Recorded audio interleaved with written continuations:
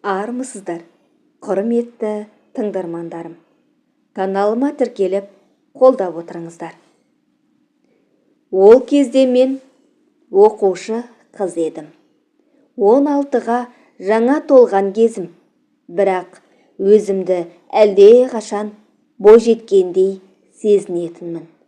Қала көшелерінің құм-қуыт тіршілігіне араласқан, өзіме ғана мәлім бір сырлы әлемім бардай көрінетін. Әке-шешем жұмыстан қолдары босамайтын. Олар үшін бастысы мансап, тұрмыс, қамсыз болашақ еді. Ал мен үшін өмір басқа өрнекпен тоқылғандай болатын. Үйдің үлкені әрі еркесі болған соң, өзіме не керек, соның бәрі дайын тұратын. Бірақ мен бұдан да артықты қаладым. Өзіме назар аударғанды ұнататынмын. Ұзын бойлы, талдырмаш, сұлу едім. Жігіттер маған еріксіз ғашық болатын. Көздерінде таңданыс, сөздерінде ынтықтық сезетінмін. Еркелігіммен, сұлулығыммен баурай алатынымды білген сайын, одан сайын тәкаппар қыз болдым. Алайда сол еркелігіммен аңғал сезімдерім өз өмірімді де, өзгенің өмірінде күл-талқан ететінін білгенімде тым кеш еді. 9-шы сыныпты бітірген жазым қызыққа толы болды. Жаздың жылы түндері, қаланың қым-қиғаш өмірі, шулы дискотекалары бәрі мені өзіне тарта беретін. Бұрын білмеген, сезбеген әлемге еніп бара жаттым. Ата-анамның жұмыстан бас алмайтыны бұрыннан белгілі. Бірақ уақыт өте олардың әрқайсының өз өмірі, өз қызығы барын түсіндім. Әкемнің де, шешемнің де көңілдестері бар екен. Бір ұрысқан кезде бір-бірінің бетін ашқан. Сол күннен соң мен де бұзыла бастадым. Оларға менің не істеп, қайда жүргенім маңызды емес еді. Сондықтан мен де өз өмірімді өзімше сүрдім. Құрбымның үйіне қонамын деп ата-анамды оңай сендіретінмін. Ал өзім қала түнін кезіп кететінмін. Дискотеканың қызығы мен еріксіз еліктірді. Би, музыка, жарқ-жұрқ еткен шамдар, алаңсыз күліп жүрген жастар. Осының бәрі мен үшін өмірдің нағыз дәмі сияқты көрінді. Бәрі мен қалағанда еді. Еркіндік. Шектеу жоқ, тыйым жоқ. Бірақ дәл осы еркіндік мені қайда апара жатқанын ойламаппын. Құрбым да менен де асып түспесе кем емес еді. Ол жалғыз басты анасымен тұратын. Анасы түнгі ауысымға жұмысқа кеткенде бізге ешкім ештеңе демейтін. Бос үй, еркіндік, шектеусіз түндер біз үшін қала нағыз өмірдің өзі секілді еді. Түн бола салысымен жарқ-жұрқ еткен дискотекаға тартатынбыз. Музыка құлақ тұндырады. Жарықтар көз арбайды. Айналада билеп жүрген жастар. Біз де сол топтың ішіндеміз. Күлкі, дауыстар, ырғақ, барлық ойымыз осы сәттен барынша ләззат алу. Жігіттермен таныстық. Бірі келеді, бірі кетеді. Бір-бірімізді ұнатқандай кейіп танытып, сыртымыздан ақылгөй сөздер айтқанымызбен бар болғаны сәттік сезімнің құлы едік. Сыраны ұрттап, жігіттердің құшағына қалай кіріп кеткенімді байқамайда қалатынбыз. Бірақ ең таңғаларлығы еш өкініш болмады. Біз өзімізді бақытты сезіндік. Қоғамның қағидалары, дұрыс-бұрысы бізді алаңдатпады. Жазғы түндердің қызығы да, қызулы күндердің еркіндігі де артта қалды. Сабақ басталар шақта денем әлсіреп, жүрегім айныды. Бастапқыда мән бермедім. Бірақ уақыт өте өзгерісті анам да аңғарды. Ол бәрін бірден түсінді. Қатты ашуланды. Үнсіз тұрып, жүзіме ұзақ қарады да дауыс көтерді. Сөздері ащы, ызғарлы еді. Мұндай ашуын бұрын соңды көрмеппін. «Не бүлдірдің?» деді тістене. «Қайдан ғана жүрдің? Кіммен?» Мен үнсіз тұрдым. Себебі бұл сұрақтарға нақты жауабым да жоқ еді. Әр жігітпен түнеп жүрген мен кімнен көрерімді білмедім. Кімнен көтергенімді білмедім. Анам көп ұрысты. Бірақ ең соңында әкемнің бұл туралы білмеуі керек екенін қатаң ескертті. «Бұны ешкімге айтпа. Әкең естісе, екеумізді де үйден қуып шығады. Бір сәтте қайыршы болып далада қаламыз». Сол күні анам барлық мәселені ақшамен шешті. Ақырында мен бәрін үнсіз өткердім. Осылайша бір сырдың үні өшті. Бірақ менің ішімде бір дүние мәңгіге өзгерді. Бұрынғыдай ештеңе қызық емес. Құрбыммен де анам араласуға тыйым салды.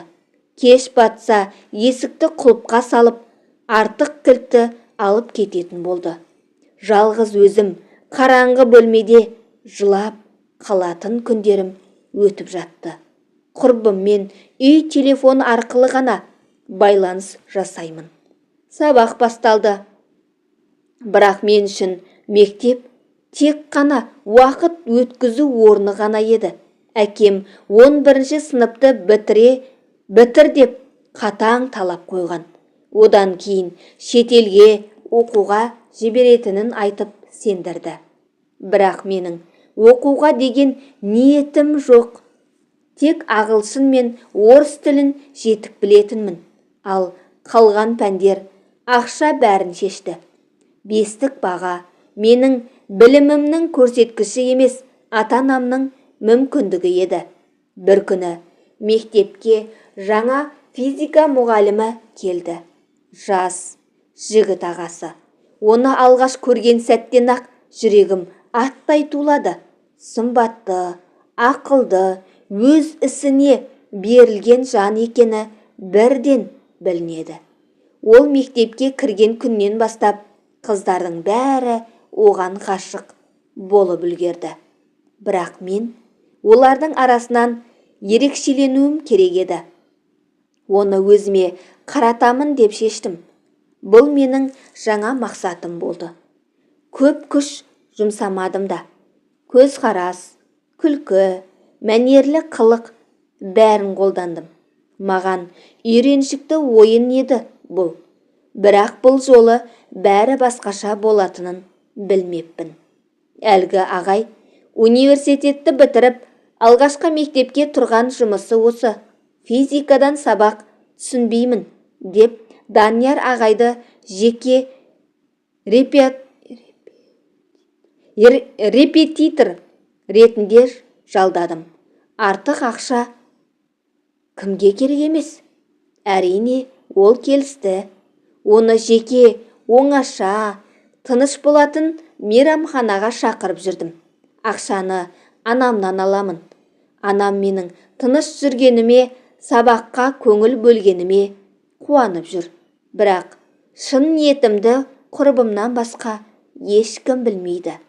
Данияр ағай бастапқыда менен барынша қашты. Оның әрбір сөзі мені тоқтатқысы келгендей еді. Балапан, сен әлі кішкентайсың. Мен сенен 6 жас үлкенмін. Сенің ағайың боламын. Жылы жымиып, сабырлы дауыспен айтса да, көздерінде бір түрлі алаң барын сездім. Ол менен алыс болуға тырысты. Бірақ мен оңайлықпен кететін адам емес едім. Мен оның назарын өзіме аудартқым келді. ол жай ғана мұғалім емес, оның ойының басты кейіпкеріне айналдым. Сондықтан бір күні оны үйге шақырдым. Күндіз ешкім жоқта. Бұл менің жеңісімнің басы ма, әлде басқа нәрсенің бастамасы ма? Ол кезде ойламаппын. Бұл жұмыстан әлдеқашан кеткісі келген екен. Бірақ Даниярдың мен сияқты қарындасы бар екен. Ол жол апатына ұшырап, оның еміне екінші рет операция жасатуға ақша жинап жүргенін бір сөзінде айтып еді. Алайда ол сөздері мен үшін ешқандай әсер етпеді. Бар ойым Данияр ағайдың сүйіктісі болу. Тіпті намысымды ысырып қойдым.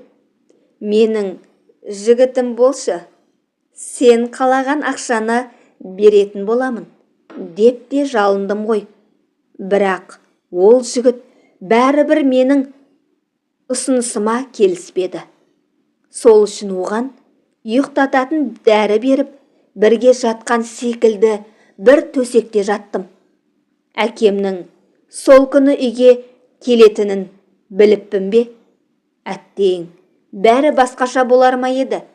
Даниярдың ыстық құшағында еркелеп жатып, қалай ұйықтап кеткенімді білмедім.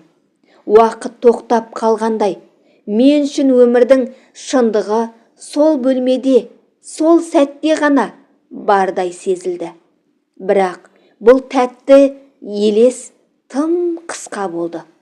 Кенет үйдің тыныштығын әкемнің ызғарлы даусы бұзды. Не бүлдірдіңдер, оңбағандар? Бәрін қойып үйге еркек әкелетін күйге жетіпсің, деп айқайлады. Айғайынан селт етіп ояндым. Данияр да абдырап жан-жағына қарады. Екеуміз шарасыз күйде орнымыздан тұра алмай қалдық. Әкемнің көздерінен от шашырап тұрды. Қараған сайын демі ауырлай түсті. Бұл сәттің неге апарарын білмесем де бір нәрсе анық еді. Менің еркелігімнің шегі осы жерге жетті. Даниярды соққыға жығып, мені де әкем шапалақпен жағымнан тартып жіберді. Байғұс Данияр қанша ақталса да, әкем ештеңе тыңдар емес. Данияр үйден әзер қашып үлгерді. Ал мен өз бөлмемнің есігін құлыптап жылап отырмын. Анамды үй телефонмен жұмыс орнына звондап шақырып алдым. Анам үйге алып ұшып келген сәтте әкем оны соққыға жықты. Қызыңды өзің сияқты жәлеп қылып тәрбиеледің, не қарап жүрсің сен? Ол үйге еркек әкеліп жатуды сенен үйренген, деп бар ашуын анамнан алды. Анам болса өзін қорғап, ол бала қызыңды зорлықпен көндірген, әйтпесе мүмкін емес, бұрын айтқанда мән бермедім, деп өтірікті айтып жатты. Содан соң бөлмеге келіп, анам есікті ашып, зорландым, қорқытумен болып жүрмін деп айтшы, әйтпесе екеумізді әкең оңдырмайды, деп анам жылап жалынды. Әкем бұрын жақсы адам болған, бірақ мен бой жеткен кезде мені өз қызы емес сияқты көретін. Анамның айтуынша әкеме үйленбей тұрып жүкті болып келіпті. Сол себепті мекен, әйтеуір маған әкелік жылуы жоқ сияқты. Неге екенін білмеймін. Сол кезде анамның айтуынша солай айтып еді. Ертеңіне Даниярды мектепте кісендеп алып кеткенін құрбым айтқанда жылап қоя бердім. Әкем оның үстінен арыз жазыпты. Бірнеше ай бойы зорлап келген делінген арызда. Шындықтың шынжыры менің қолымда тұрса да, ессіз ғашық болған Даниярды қорғай алмадым. Мен тек жылай бердім. Әкемнің ол жерде таныстары көп. Байғұс Даниярды ұрып, соғып, мойындатқаны көрініп тұрды.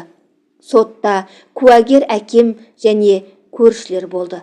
Мен барлық шындықты айтуға әкемнен қорқып, олардың дайындаған сұрақтарына жалған жауап бердім. Даниярдың отбасы қанша жерден қорғаушы жалдаса да, ақшасы бардың құрығы ұзын емес пе? Менің кесірімнен жазықсыз жан сотталып кете барды. Мені әкем нағашыларыма қуды. Сол жақта 11-ді бітіріп, Россияға оқуға кеттім. Сол кеткеннен Қазақстанға осыдан 2 жыл бұрын келдім. 15 жылымды өзге елде өзімді жазғырумен өткіздім. Өз теңімді таба алмаған бейбақпын. Әрине, Даниярдың көз жасы жібермеген болар. Осы бір әңгімемді Даниярдың туыстары, бәлкім, өзі оқып отырса, кешірші. Сенің өміріңді құртқаным үшін басымды иіп кешірім сұраймын, дегім келеді. Даниярдың инста парақшасын басқа да желіден көп іздедім. Бірақ ондай есіммен аккаунттар бар болғанымен таппадым. Оның бақытты болғанын шын жүректен тілеймін. Аман есен жүрсе екен. Өзгенің өмірін құртып, өзім де бақытты өмір сүрмедім. Әкем осыдан 4 жыл бұрын көлік апатынан қайтыс болды. Анамның екінші отбасы бар. Мені анам қасына алғысы келмейді. Бір сөзбен айтқанда, екінші отбасына менде қызы барын айтқан емес. Телефон соқсам, анам мені блоктап тастаған. Ешкімге керек емес жандай сезінемін. Жаным әлі де жай таппаған. Өзімді жұмыспен ғана алдап жүрмін.